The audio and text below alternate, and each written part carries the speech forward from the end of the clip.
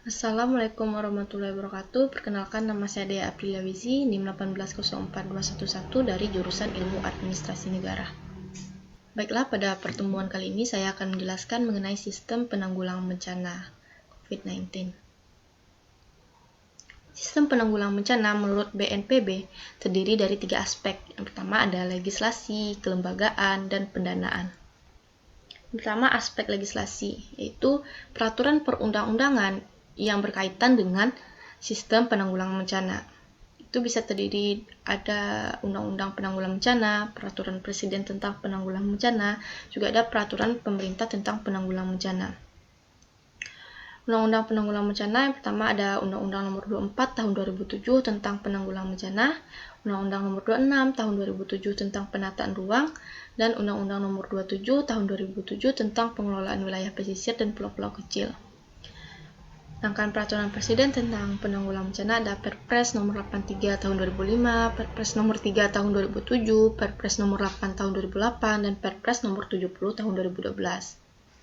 Peraturan Pemerintah tentang Penanggulangan Bencana ada PP Nomor 21 Tahun 2008, PP Nomor 22 Tahun 2008, dan PP Nomor 23 Tahun 2008. Selanjutnya, aspek kelembagaan. Aspek kelembagaan ini dapat kita lihat dari dua sisi, yang pertama sisi formal dan sisi non-formal. Kita lihat dari sisi formal.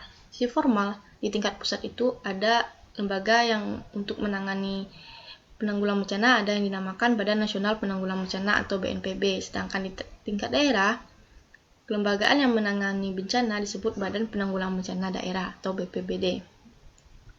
Dari sisi non-formal, di tingkat nasional itu terdiri dari unsur masyarakat sipil, dunia usaha, perguruan tinggi, media, dan lembaga internasional. Di tingkat lokalnya dikenal sebagai Forum PRB Yogyakarta dan Forum PRB Nusa Tenggara Timur. Selanjutnya, aspek pendanaan. Saat ini, kebencanaan bukan hanya dilihat sebagai isu lokal atau nasional saja, tetapi juga melibatkan internasional. Komunitas internasional mendukung pemerintah Indonesia dalam membangun manajemen penanggulangan bencana menjadi lebih baik.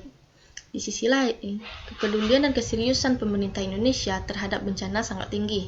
Hal ini dibuktikan melalui penganggaran yang signifikan khususnya untuk pengurangan risiko bencana dalam pembangunan. Dana-dana yang terkait penanggulangan bencana di Indonesia ada dana DIPA, dana kontingensi, dana on-call, dana bantuan sosial berpola hibah, dana yang bersumber dari masyarakat, dana dukungan komunitas internasional, dan dana-dana lainnya. Selanjutnya, sistem penanggulangan bencana COVID-19.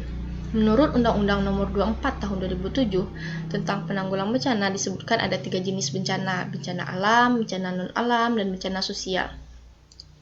Wabah coronavirus atau COVID-19 ini dikategorikan masuk dalam bencana non-alam karena bencana non-alam diakibatkan oleh rangkaian peristiwa non-alam berupa gagal teknologi, gagal modernisasi, epidemi, atau wabah penyakit.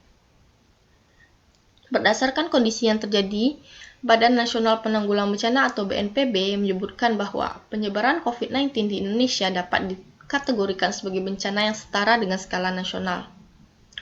Pandemi COVID-19 ini dinyatakan sebagai bencana skala nasional dikarenakan seluruh usaha dan daya dan upaya pemerintah dikerahkan untuk menanggulanginya agar cepat selesai.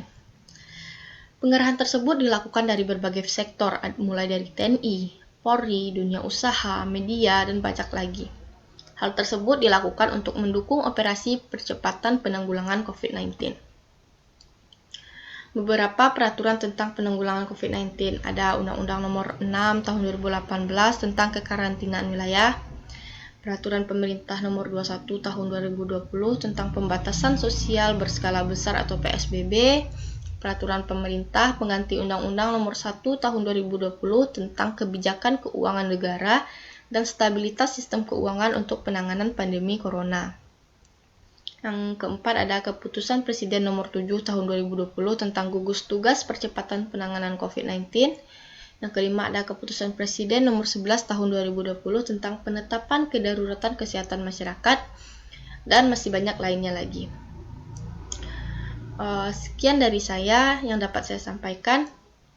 Assalamualaikum warahmatullahi wabarakatuh.